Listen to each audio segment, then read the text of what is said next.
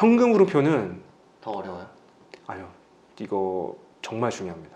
아까 말씀드렸던 나쁜 기업 소멸하는 방법 중에 핵심은 네. 현금 물음표예요. 왜냐하면 네. 아까 이익은 오피니언이다 했잖아요. 의견처럼 네. CEO가 원하면 의견을 좋게 만들 수도 있고 그렇죠. 나쁘게 만들 수 있습니다. 그러니까 조정이 가능해요. 비용을 줄이는 건 정말 쉬울 것 같아요. 그렇죠. 근데 문제는 내년에 발생된 비용을 내년으로 비용을 밀어버린다거나 그럴 수 있죠. 그럼 이익이 늘어날 거 아니에요. 네. 아직 수익이 확정된 것도 아닌데 네. 수익으로 잡아버린다거나 네. 수익이 늘어날 거 아니에요. 네. 이런 식으로 이익을 막 조정하는 거죠. 그거는 일도 아닐 것 같은데. 네, 이게 합리적 선을 벗어나면 네. 분식회계가 되는 거죠. 아. 그런데 이익은 오피니언이기 때문에 네. 믿을 수 없어요. 워런 버핏 같은 사람도 네. 자기는 애널리스트하고 얘기 안 한다고 합니다. 왜냐하면 그 사람들은 이익만 관심이 있으니까. 근데 워런 버핏은 이익에 관심 없어요. 그럼 뭐에 관심? 현금에 관심 있어요. 현금? 그래서 그 기업의 주거래 은행 네. 담당자한테 통화를 한다고 얘기하는 거예요. 진짜요? 왜냐면 현금 흐름만 보더라도 네. 그러니까 이거죠. 영업이익으로 600억이 남았어요. 장부상에. 네. 그럼 이 회사의 영업 통장에 네. 얼마가 들어와야 될까요? 600억. 600억 들어와야 되죠. 네. 안 들어오는 회사들이 많다는 거죠. 재무제표에는 네, 손익계산서상에 네. 예를 들어서 당기순이익이 네, 300억이 잡혔다. 네, 네, 그러면 네. 회사 법인 통장 까봐 300억 들었어? 네, 그렇죠. 안 들었는데. 안 들어오는데 그거 어디 갔어? 이 질문을 해야 되는 거죠. 어디 갔어? 네. 어디다 쓴 거야? 그러니까 어디 간 네, 거야? 그렇죠. 그거를 보여주는 게 현금 흐름표예요. 횡령한 거야? 그럴 수도 있죠.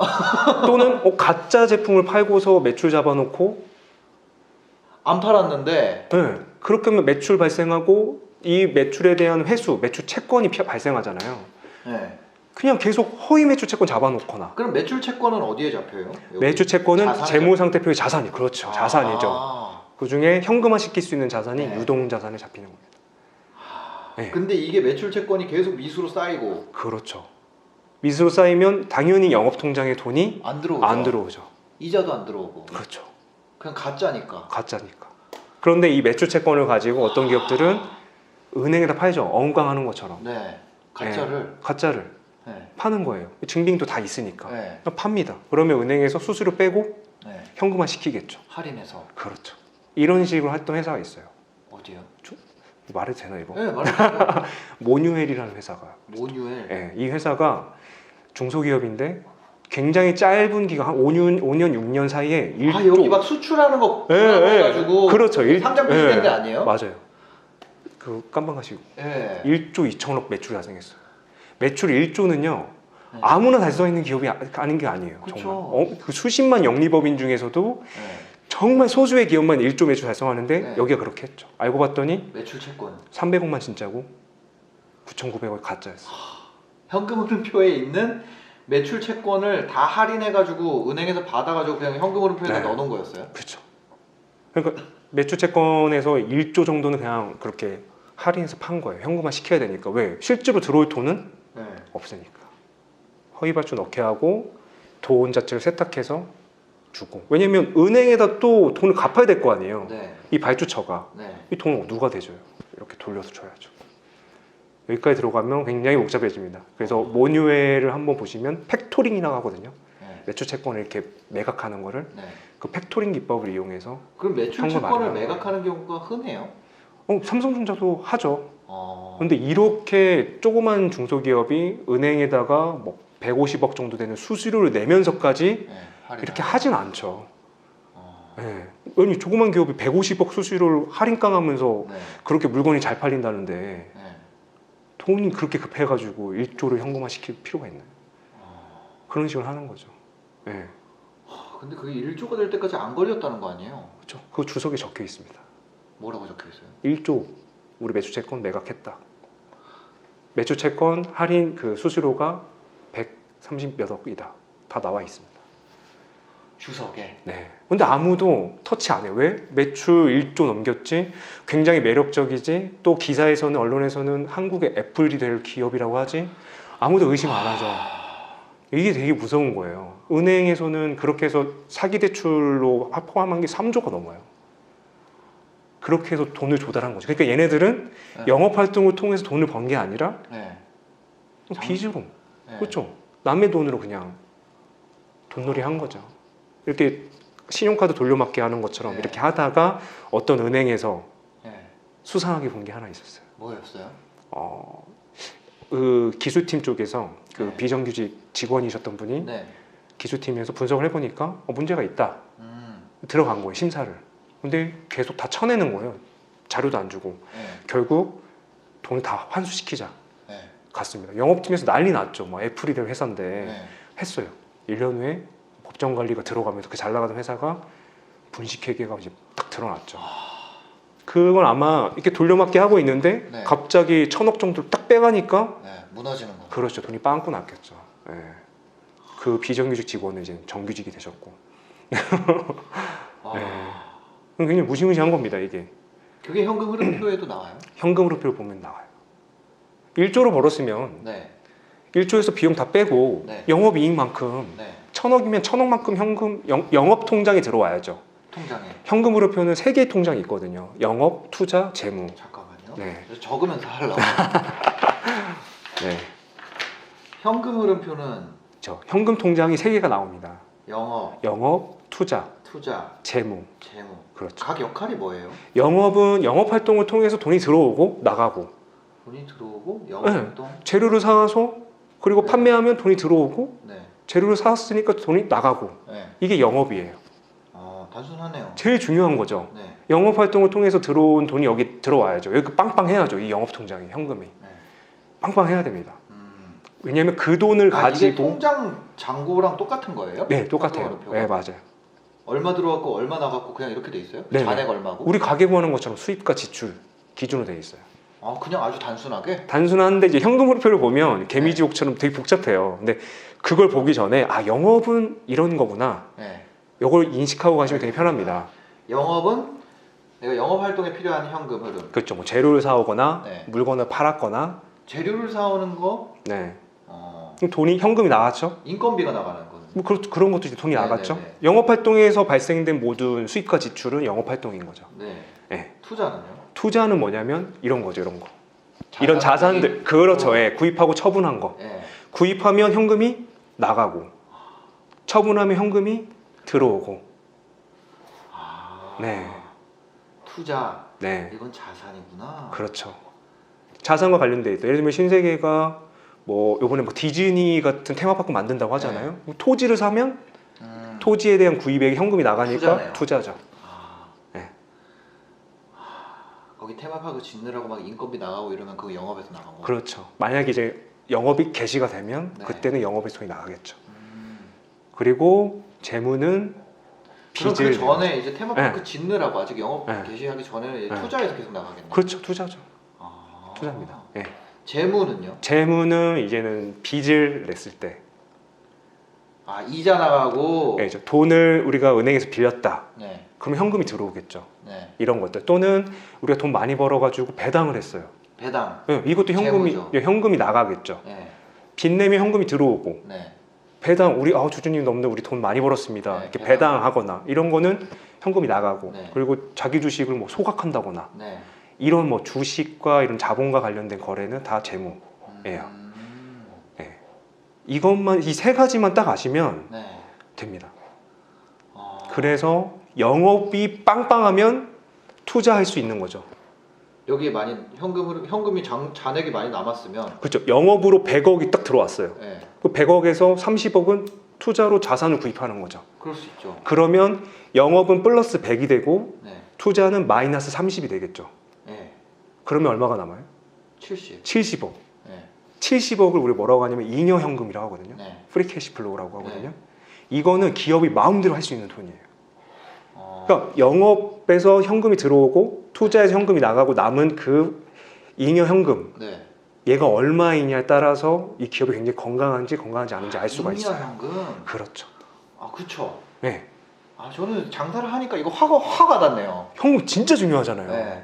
이 현금을 따로 관리해야 되는 이유가 중요하다니까. 이익만 중요한 게 아니라 네.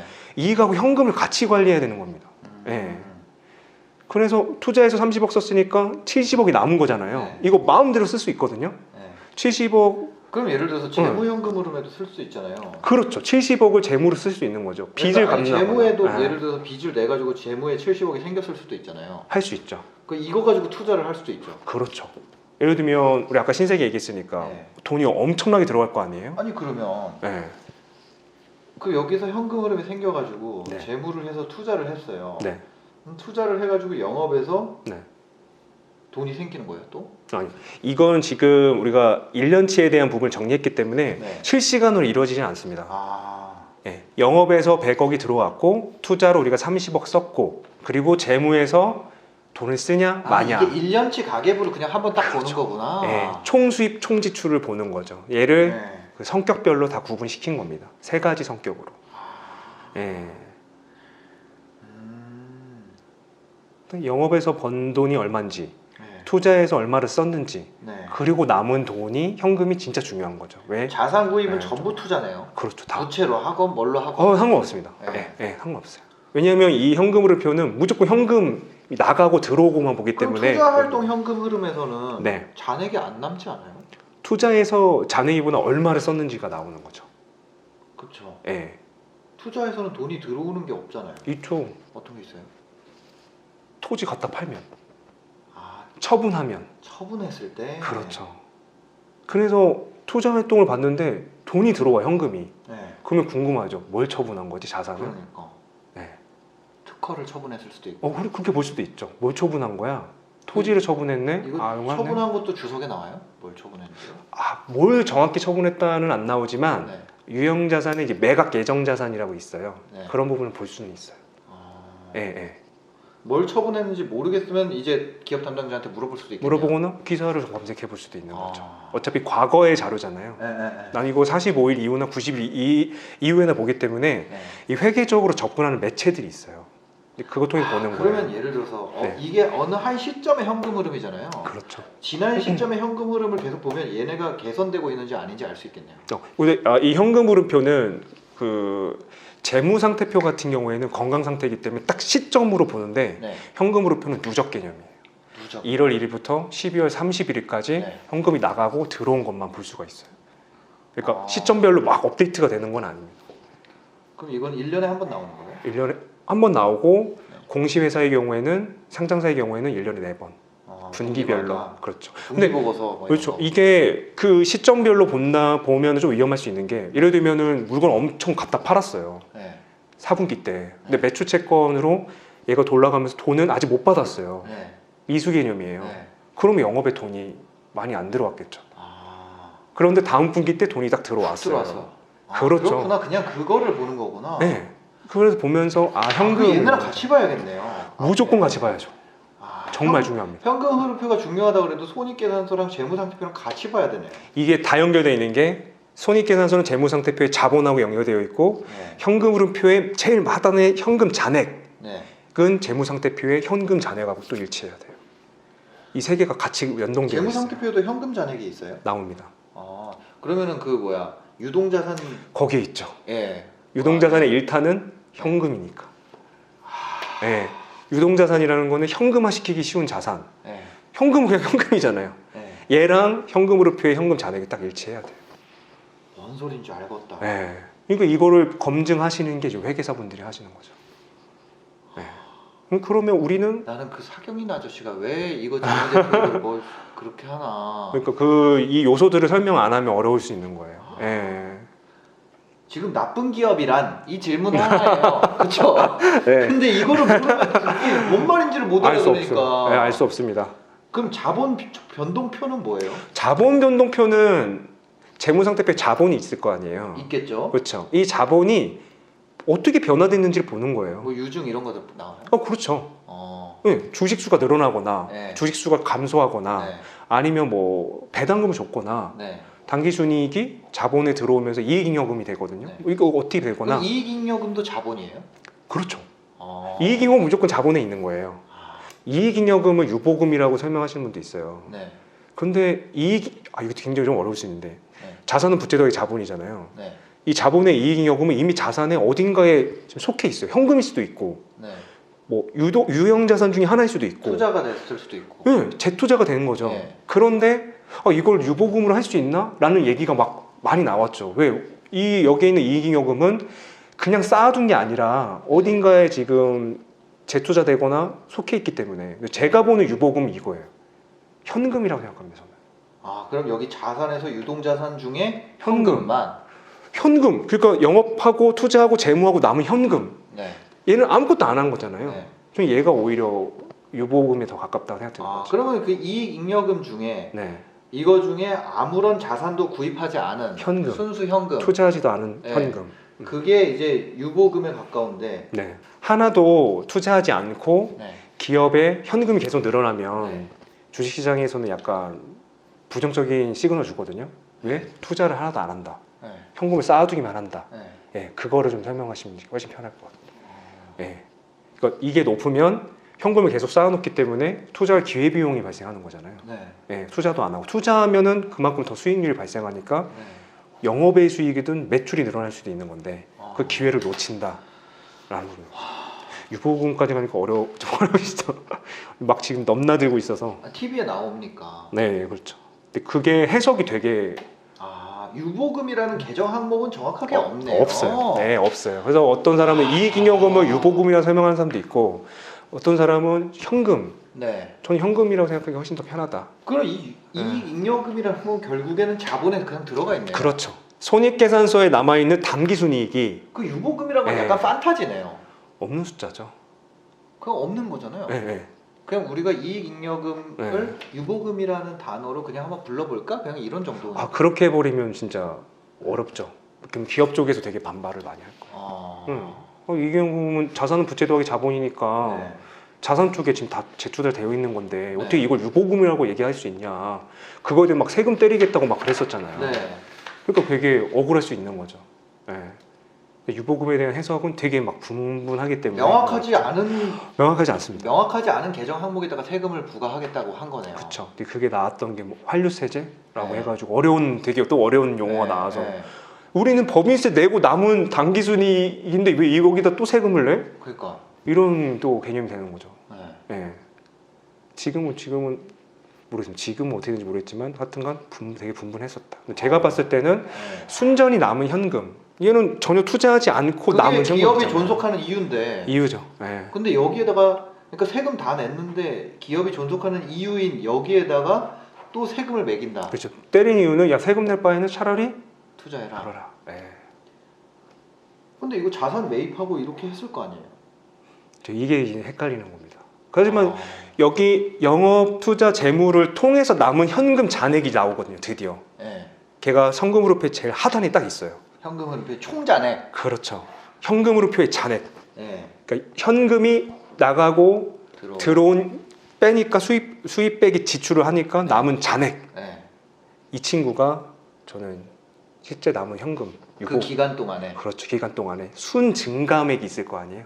네. 그 친구가 있는 거죠. 어떤 기간 동안은 투자 활동이 활발하지 않아서 현금이 쌓여 있을 수 있고, 그렇죠. 어떤 기간 동안은 뭐 투자 활동이든 뭐 재무 활동이든 이런 네. 걸로 인해서 네. 내가 뭐 빚을 청산한다거나 배당을 그렇죠. 한다거나 이런 걸로 인해서 네. 현금이 적을 수도 있는 거고. 그렇죠. 네. 그거 왔다 갔다 하는 건데 왔다 갔다 할 수 그 있죠. 과정이 건강하냐 이걸 본다는 거죠. 그렇죠. 그러니까 건강한 회사는 영업으로 들어온 현금이 빵빵하고, 네. 그러니까 손익계산서에 나와 있는 그 이익만큼 들어오고, 네. 그리고 그거 가지고 투자를 하는 거죠. 근데 영업 통장이 마이너스인 경우도 있다는 거예요. 이게 나쁜 기업입니다. 이게. 영업. 자, 다시 그러면 네. 이 앞에서부터 봐야 되잖아요. 이거를 손익계산서상에 봤는데 영업이익이 잡혔어. 그렇죠. 흑자가 났어요. 네. 근데 영업 통장에 보니까 마이너스예요. 없어. 이게 문제인 거죠. 어떻게 그럴 수가 있죠? 우리 아까 얘기했잖아요. 받을 돈을 네. 안 받았구나. 아. 매출은 손익계산서에 발생했는데 매출 채권, 즉 매출에 대한 돈을 받아야 되는데 돈이 아니라 다른 걸로 받는다. 안 받는 거죠. 네. 계속 그렇게 늘어나고 있다면 난 재료비는 썼는데. 회계상 허가되는 돈이 아닌 뭔가로 받았는데 그게 가짜일 확률은 그렇죠, 그렇죠. 그러니까 손익계산서에서 가짜 제품을 판매해서 매출 잡고, 네. 그럼 이 매출에 대한 매출 채권이 재무상태표에 자산이 딱 잡히거든요. 네. 그럼 얘는 현금을 회수시켜야죠. 그렇죠. 그래야 영업활동에 현금이 늘어나니까. 그런데 계속해서 안 영업활동에 받는 현금이 계속 안 들어와. 그렇죠. 그러다 매출 채권 매각으로 재무에서 그럼 돈이 들어오나요? 그거는? 매출 채권 매각은 그건 조금 어렵습니다. 그거는 예, 매출 채권 소각이기 때문에 네. 약간 재무 상태표 영역이어서 좀 어렵고 어, 어쨌든 영업에서 현금이 들어오지 않는다. 네. 영업이 계속해서 안 들어온다. 마이너스다. 이런 네. 거는 그렇죠. 계속. 그러면 아, 영업 지출은 되게 많은데 네. 영업 수입이 없는 거죠. 아, 영업을 통해 현금이 안 들어오는 거죠. 매출 채권 회수 안 되는 거죠. 미수 네. 회수 안 되는 거죠. 네. 미수가 계속 쌓인다. 그렇죠. 재고 자산 우리가 재고를 구입하는데 현금을 썼는데 네. 팔았는데 왜 돈을 못 받아요? 그런 경우 있죠. 쿠팡은 이제 결제를 늦게 해준다거나 네. 스마트폰은 구매 확정을 늦게 네. 해준다거나 그런 경우가 있잖아요. 네. 그러면 그 기간이 있을 거예요. 네. 아무리 늦게 해도 그럼 그 기간 후에는 다시 정상적으로 돌아와야 된다. 들어와야죠. 이게 매출 채권이면 한 달 정도면 돈이 들어와야 되나? 네. 근데 얘가 6개월이 돼도 감가부 손실이야. 안 들어오고 12개월 되나 안 들어온다. 여기에 자산의 이 매출 채권만 계속 늘어나고. 그렇죠. 그런 문제가 발생합니다. 그러면 영업으로 돈이 들어올 수가 없죠. 네. 그런 회사는 좋지 않은 회사일 확률이 높다는 거죠. 높죠. 의문점이 생기는 거죠. 네. 왜 손익계산서에서 이익이 나는데 네. 왜 그 이익이 난 만큼 돈이 들어와야 되는데 영업활동 현금 흐름이 왜 이러냐? 왜 마이너스? 저번 분기에 봤는데도 그렇고 이번 분기에 그렇죠. 그렇고 계속 되고 있어요. 계속 마이너스야. 네. 그럼 이거 언제 들어오는 거야? 네. 이 소름 끼친 게 뭔지 아세요? 뭐야? 분식회계한 기업들이 공통점이에요. 아... 우리가 알고 있는 상장사의 분식회계한 기업들, 아까 우리 모니엘 얘기했잖아요. 네. 영업 활동으로 들어온 돈이 전무합니다. 이게 소름 끼치는 거예요. 그러면 영업 그럼 활동 이거를 보면 다 알잖아요. 볼 수 있죠. 안 보신다고 했잖아요. 근데 아, 저는 뭐 주식에 큰 돈을 안 하니까. 네, 많은 분들이 안 봅니다.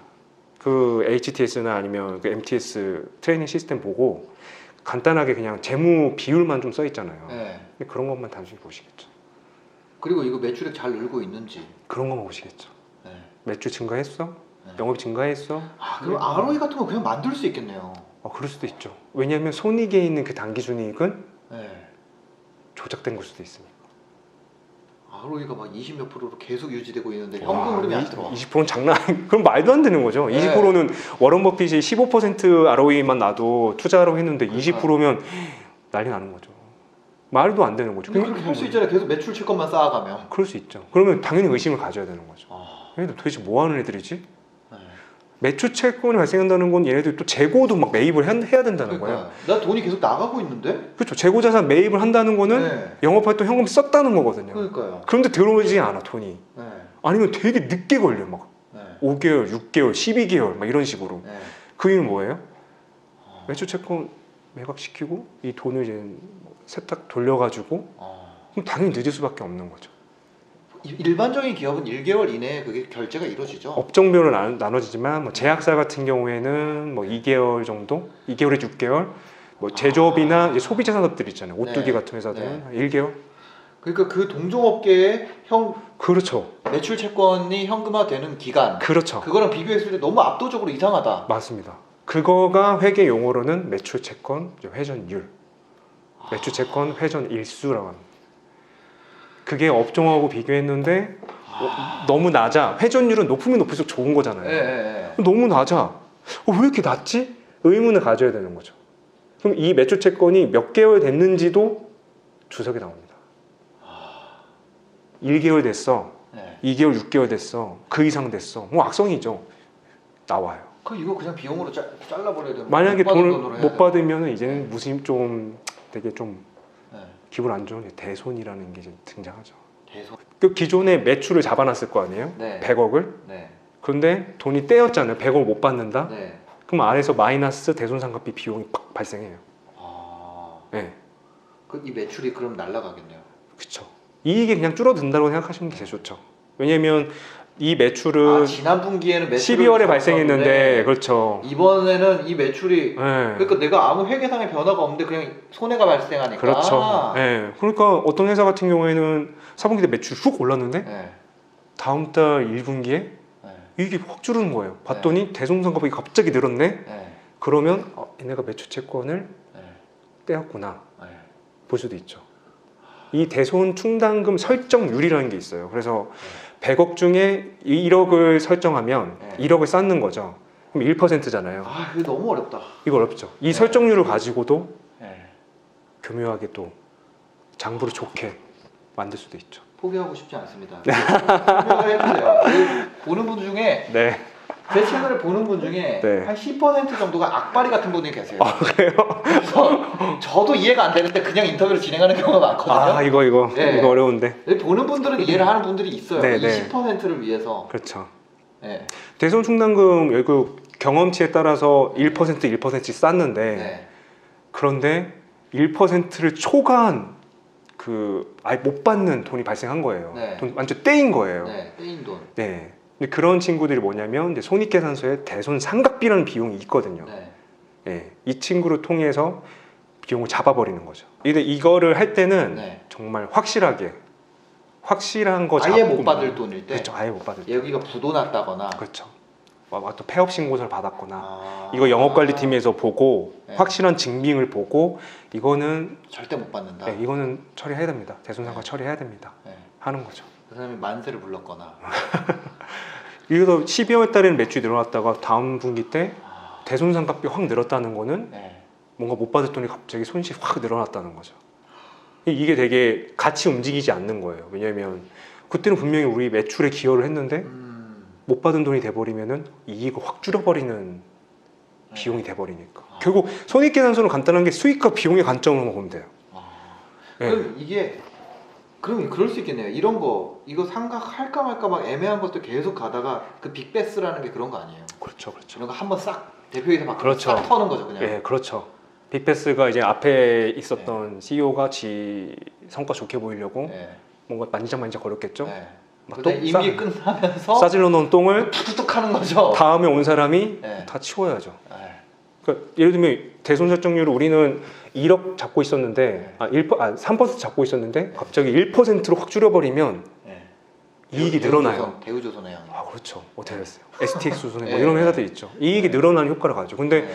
다음에 왔더니 뭐가 잘못됐어. 네. 그럼 이 회사가 갑자기 다시 3% 잡아버려요. 네. 그럼 2%에 대한 부분이 그쵸. 비용이 늘어나니까 이익이 줄어들겠죠. 나가죠.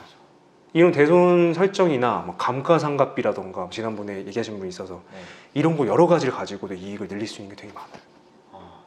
너무 이익을 많아요. 줄일 수도 있잖아요. 이익을 일부러 줄일 수 있죠. 세금을 적게 내고 싶어. 고속감가를 한다거나. 그렇죠, 그렇죠. 매일 뭐 노트북을 5년인데 네. 얘를 막 3년 네. 쳐버리겠다. 그러면 감가상각비가 늘어나니까 그럼 감가상각은 법으로 안 정해져 있어요? 세법으로 잡혀 있어요. 아. 네. 하지만 경영자의 판단 아래에서 임의 결정도 할 수도 있습니다. 그러니까 이거는 내부자가 아니고서는 잡을 수가 없어요. 이건 관리회계의 영역이네요. 당연하죠. 아. 그거 가지고 왜 그렇게 잡으셨어요? 라고 얘기할 수는 없죠. 그러면 이게 네. 그러네요. 그 재무회계라 그랬죠? 네네. 재무회계 영역에서 확인하고 잘 이해가 안 되는 관리회계 영역을 탐방해서 확인을 하는 거네요. 거기까지도 갈 수는 없습니다. 아 그렇게도 안 줘요? 당연하죠. 아 이거 완전 내부 자료구나 관리회계는. 당연하죠. 네. 그러니까 우리 드라마 보면 몰래 이렇게 재무팀 직원이 네. USB 딱 꽂아서 빼고 오는 그 네, 자료. 네. 요거죠. 이게 관리회계예요. 진짜 자료. 요거는 우리가 갈 수가 없어요. 3개월짜리 자료. 그렇죠. 이거 갈 수 다음 없어요. 분기 전까지. 그건 실시간 자료입니다. 관리회계는 경영이 이게- 실시간이기 때문에 실시간 자료예요. 이 관리회계 자료를 네. 예를 들어서 나갔다 이게 이제 내부자 그렇죠. 거래 뭐 이런 그렇죠. 거에. 관리회계는 룰 자체가 없어요. 뭐 법에 제촉된 이런 게 하나도 없어요. 네. 재무회계는 뭐 상법, 세무회계는 세법인데 관리회계는 그냥 관리- 운영하는 사람이 보려고 보는 거구나. 그렇죠. 내가 이 경영 판단을 위해서 어디서 뽑을 수 있는 건 다 뽑으죠. 그게 진짜 자료예요. 그럼 예를 들면 이런 거네요. 네. 모든 회사는 이중장부를 하네요. 그렇게 얘기를 좀 했지만 그렇게 왜냐면 봐야죠. 관리회계라는 장부를 따로 쓰고 그렇죠. 재무회계라는 장부를 따로 쓸 수밖에 없잖아요. 그렇죠. 왜냐면 변동비라는 거 실시간으로 내가 재고 사항에 따라서 변하는 네, 거고. 네 맞습니다. 음, 이거에 대한 이 조정, 네. 합리적인 범주에 대한 부분은 이제 공인회계사가 회계사가 와가지고 보는 감사 거죠. 딱. 그래서 그렇죠. 일정 그래서 외관법인이라는 게 있구나. 그렇죠. 외관법인은 이제 회계감사를 받는 법인. 일정 금액 이상 하면은 이제 외관법인으로 그렇죠. 자산이 한 바뀌잖아요. 120억이 넘어가면 네. 누구나 볼 수 있게 공시를 해야 돼요. 네. 1년에 한 번은. 네. 상장사가 아니면. 네. 그러면 외관법인이 되죠. 아. 외부 감사 법에 적용되는 기업이 되는 거예요. 네. 이 사람들 회계 감사를 받는 거예요. 네. 그러니까 회계 감사를 안 받는 기업이랑 비교했을 때 신뢰도는 훨씬 더 높을 수밖에 없죠. 왜? 감사인이 꼼꼼하게 네. 판단할 테니까. 네. 감사인은 관리회계 쪽으로 접근할 수 있죠. 네. 네. 가서 감사를 해야 되니까. 자료 다 주고 네. 여기서 이 룰을 보면서 증빙 다 확인하고 아. 현금 잔액 조회해서 다 판단하고 네. 다 보는 거죠. 감사 정도 돼야 이거를 관리 회계를 볼 수 있네요. 그렇죠. 회계 감사인이 돼야죠. 아, 감사인한테 만약 속이면 의견을 거절. 내놓습니다. 의견 거절, 네. 부적정, 네. 일치하지 않는다는 거죠. 네. 그걸 다 볼 수 있습니다. 거절이 아니고 감사 네. 의견이 나왔는데 네. 얘네가 망할 것 같다 이런 감사 의견이 나올 수도 있는데 네. 감사 의견이 적정으로 나왔다. 네. 그러니까 이렇게 돼서 아 여기는 문제는 없다. 네. 이렇게 오해할 수도 있다고. 그렇죠. 교회에 제가 이제 어떤 강의할 때 항상 했던 얘기 그건데 봤는데 적정 의견 받았어요. 네. 적정이라는 게 뭐냐면 앞에 창문 깨끗한 창문이 있어요. 네. 속이 다 들여다 보이는 거예요. 네.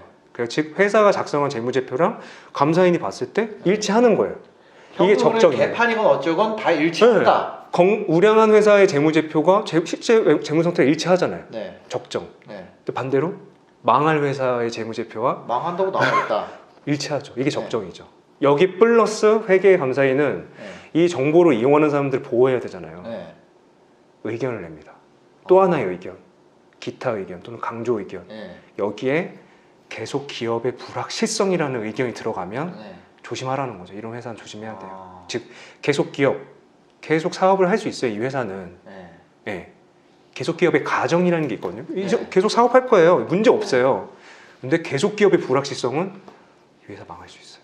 아, 이 문구 들어가면 그 금감원 보고서에 따르면은 상폐될 확률이 2년 이내 상폐될 확률이 한 30% 정도 돼요. 상패될 확률이 네. 30%. 네.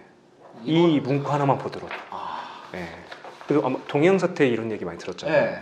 네. 2013년도에 동양의 그 감사 의견을 보면 적정인데 계속 기업의 불확실성이 있죠. 근데 그때 아, 2013년도에 소름 돋는다. 뭐가 있었어요? 동양 사태가 네. 있었죠. 근데 그 감사 보고서는 2013년 3월에 올라왔거든요. 네. 그 동양 사태가 막 채권들을 개인 투자자들 막 판매했잖아요. 네. CP. 그게 2월부터 8월에 집중적으로 일어났잖아요. 아, 이 보고서는 3월에 올라왔거든요. 네.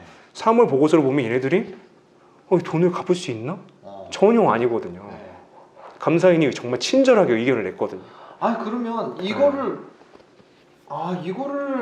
교육을 해야 되는 거 아니에요? 당연하죠. 투자하려. 아, 네. 그래서 재무제표 오르면 그거 하지 말라고 그거 네. 사기 아저씨 그거 하는구나. 그 감사 보고서 첫 장에 그 의견이 나와 있잖아요.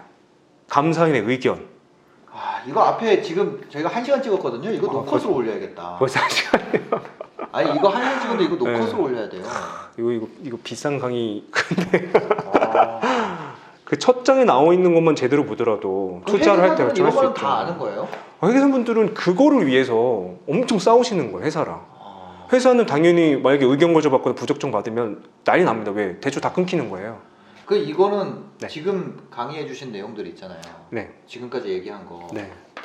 나쁜 이게 질문 하나예요. 네. 그렇죠? 네, 나쁜 기업이란 거기서 시작했죠. 예, 이 질문 하나에서 지금 1시간 동안 했기 때문에 네.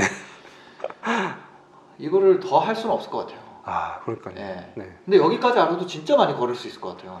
지금 뭐 나쁜 것만 본 게 아니라 여러 가지 다 봤기 때문에 네. 진짜 좋죠. 네. 이 상태에서 네. 그 이런 거가 다른 사람들은 다 알아요? 아니요. 다 모르죠. 어, 네. 모릅니다. 지금 어디 나가고 계세요? 출강을? 지금 신세계, 네, 네, 그리고 뭐 SK E&S, 네. 뭐 카카오뱅크, 네. 뭐 카카오 뭐 이런 회사. 아, 카카오뱅크도 몰라요? 네. 뱅크는 더 잘하고 싶은 거죠. 아, 네. 그런 데도 다 있죠. 그리고 대기업이나 한국자산관리공사, 뭐 캠코, 뭐 그런 데 나가고 싶어요. 자산관리공사에서 이걸 들어요? 자산이 중요하니까요. 아니 그래도 경영학의 필수 전공이긴 하지만 네. 회계는 그냥 패스하는 성격이 강하거든요. 이거 기획팀에서 많이 듣죠. 기획팀이 듣기 원하죠. 네. 그러니까 재경부서는 뭐 들을 필요 없지만 네. 비재경부서가 훨씬 많잖아요. 네, 네. 근데 회사는 알기 원해요. 왜냐면 회사의 언어라고 하잖아요, 회계를. 네. 그러니까 회계를 알고 회사의 상태를 알고 그리고 판단했으면 좋겠다는 거예요. 무슨 프로젝트를 하더라도 네. 현금 흐름표 보면 회사에 들어온 현금이 보이거든요. 네. 그러니까 총 1년 현금이니까 12개월 쪼개면 나오잖아요. 그런 거 보고 판단하고 내가 일하는 이게 손익계산서에 어디에 기여하는지 그거 다 보고 이랬으면 좋겠다. 이런 컨텐츠 왜 안 했지? 제가 하고 있어서 아니. 그러니까 전 경제방송에 있었거든요. 네. 그럼 이게 반기보고서, 분기보고서 나올 때마다 네. 이런 거 주요 기업들 이거 해주는 거 하면은 좋은데 아마 그거 안 하고 아마 뭐 수익성 중심으로 보셨을 거예요. 아니, 그게 아니고 몰라서 아 몰라서 그렇죠. PD나 작가에게 이런 교육을 하지 않으니까. 네. 또 깊게 파면 네. 골치 아픈 거죠. 아, 기업들의 경우에 또 그 기업이랑 또 애널리스트랑 또 증권 방송이랑 또 연결될 수도 있잖아요. 아니 이거 유튜브 채널에서 이거 하나씩만 해도 하루에 1,500개 되지 않아요? 종목이? 그렇죠. 한 1,500개 되죠. 훨씬 많죠. 네. 네, 거의 한 2,000개 가까이 2천이 가까이 되죠. 네. 네. 2,000개 종목을 2,000일 동안 해야 되는데 2,000개를 재무제표로 환산하면 1년에 4개씩이잖아요. 네. 1년에 8,000개가 전자공 시스템에 누구나 볼 수 있도록 올라오는 거예요. 컨텐츠 겁나 많은데 엄청 많죠. 아 이거 유튜브 네. 채널 해도 대박이겠다. 제가 그거를 좀 하고 싶어서 아 그거 안 하세요? 지금 좀 사업 보고서 ASMR을 좀 한번 해볼까. 사업 보고서 ASMR? 사업 보고서 읽어주는 거예요. 아 왜냐면- 아니, 예. 200개 기업만 해도 500대 기업만 해도 그렇죠. 우리가 관심 있는 기업만 아니면 네. 시총순으로 1위, 10위까지만 하더라도 네. 그 워런 버핏의 취미가 사업 보고서 보는 거거든요. 아, 진짜 대박은 사업 네. 보고서에 있고 네. 재무제표는 이제 폭탄을 걸러내기 너무 좋은 거고. 사업 보고서 예. 사업 보고서는 상장사의 경우는 계속 업데이트 되지만 네. 중요한 의견들이 있어요. 예를 들면 그 회사의 재무 담당 이사가 네. 우리 회사의 실태에 대해서 분석을 해주는 의견이 있거든요. 그건 네. 1년에 한 번. 아 재무 담당 이사가 네. 재무 담당 이사라는 분이 또 따로 있어요? 그 사업 보고서 내에 이사의 분석 의견이라는 게 나와요. 아 그리고 사업 보고서는 제일 첫 장이 뭐냐면 네. 대표이사 서명이에요. 아 그러니까 사업 보고서 거짓말하면 대표이사는 깜빵 갈 수 있다는 거예요.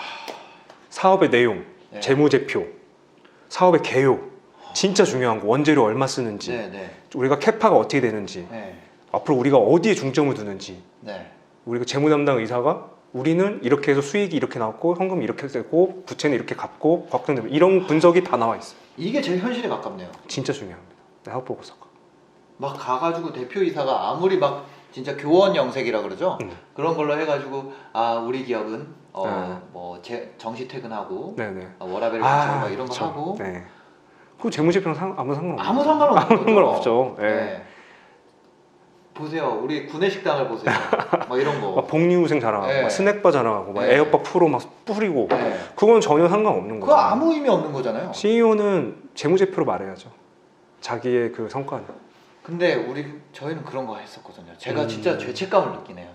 저는 그렇죠. 방송국에서 어떤 기업을 소개한다 그러면 그런 거 했었어요. 네. 그렇죠. 계속 그런 거 보면 저런 CEO가 잘할 수 있지 않을까 네. 보고 그러잖아요. 근데 엔론이라는 미국의 정말 굉장한 분식회계 네. 주범이 있었거든요. 네. 정말 퍼펙트한 기업. 네. CEO들이 정말 엘리트예요. 어, 그 사람들을 뭐 보고서로 보면 사진이 굉장히 크다거나 네. 근데 알고 봤더니 미국을 뒤흔들었던 분식회계. 학력이 높거나 네. 우리가 보통 착각을 하는 게 고학력자는 윤리적일 거라고 생각을 하거든요. 그게 선입견인 네. 거죠. 네. 부자는 비윤리적일 거다. 음. 그래서 저학력 부자는 무조건 비윤리적이다. 이런 인식들이 생겨요. 그렇죠. 그런 거 있죠. 네. 네. 고학력의 부자가 아닌 사람은 굉장히 윤리적일 거다.